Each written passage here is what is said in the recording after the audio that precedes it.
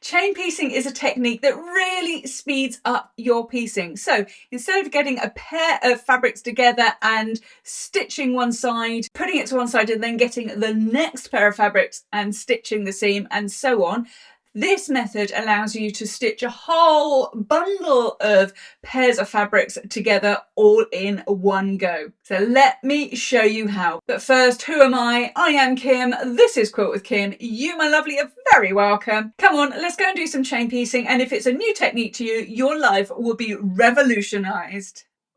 The first thing that we're going to do with our chain piecing is just start getting our fabric ready. So these are pre-cut 3-inch squares. We've got the two parts of what will turn into a block, and then as per normal you're going to put them all right sides together and spend a moment or two just lining up the edges all the way around. Then I'm going to get all my pairs together in this case, and I've got a nice little pile ready to go just next to my machine, because what you want to do is be able to pick these up fairly easily to feed them through your machine. So having done that, we're just going to get underneath the machine. And what I suggest you do is you start with a leader piece of fabric. Sometimes it's called a thread saver. I never quite know why, because it doesn't really save thread. However, we're going to start with a leader or thread saver piece of fabric, and that's just so we can get that continuous stitch line going. Now this machine is already set up to my 1/4 inch. So whether you use a 1/4 inch foot or you've adjusted your machine to sew a 1/4 inch seam, either way, get your machine ready to sew your 1/4 inch. Then the next thing I'm going to do is lower my presser foot and start sewing on that leader fabric. So I'm going to lower my presser foot and I'm going to drop my needle. My machine is already threaded up, and then I'm going to get ready to sew. But before I actually start sewing, I'm going to pick up the first of my pair of squares or square pairs and then run them through the machine. However, just look, because on this machine I'm going to line up against the edge of my standard foot. If you've got a 1/4 inch foot, you would be lining up against the edge of your 1/4 inch foot. With the leader fabric, it doesn't matter where it is, you're just getting the stitch line going. But when we line up our squares, pairs of squares for chain piecing, then we want those making sure that we do line up with the foot. So all I'm going to do is start my sewing, and then I'm offering up this pair. Can you see how I'm just feeding it underneath my foot? And as I'm going across, and I'm just going to stop for a second, in here there is a little gap between this leader fabric and our pair of squares. So it's only I don't know, couple of mils, 2 or 3 mils. Is not very much, and you just need a little tiny bit of a gap. It can be a bit longer if you want to, or a bit wider as a gap if you want to, but 2 or 3 mils will be fine, and your machine is fine sewing on thin air. So having crossed that gap, we're then going to carry on, carefully matching up the right hand edge of our pieces until we get to near to the other end.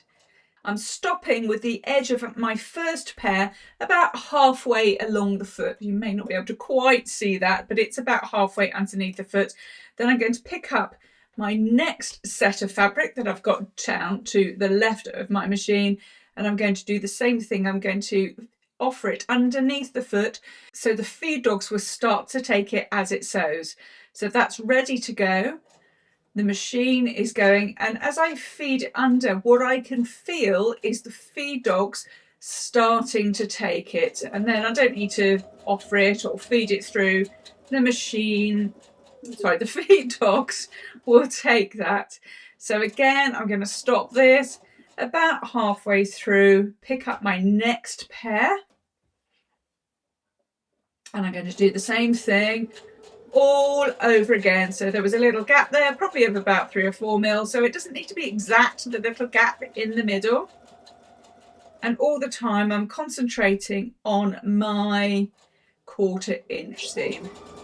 And if I speed up, you can see how fast this can be.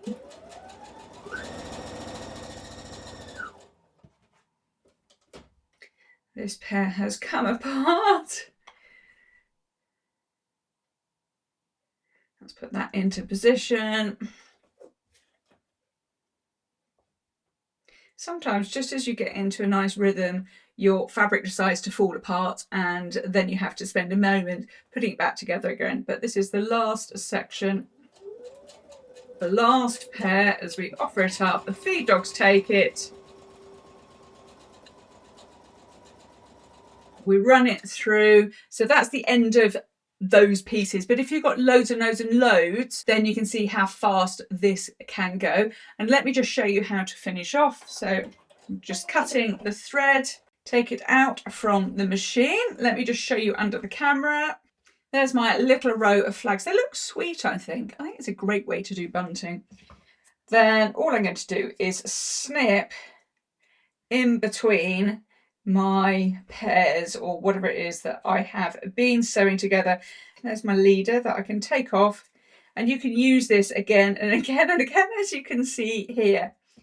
You can use this technique not only for when you have hundreds of the same sets of shapes of pieces that you need to sew together, but also you can use it for when you're constructing blocks as well. It just depends on what the pattern asks for. So I do hope that has helped and you've discovered that chain piecing can really speed up your piecing, and it is a really satisfying thing to do. If it has helped, please don't forget to like, subscribe and hit that notification bell. I would love you, and I will leave you for now, and I will look forward to seeing you next time. Bye for now.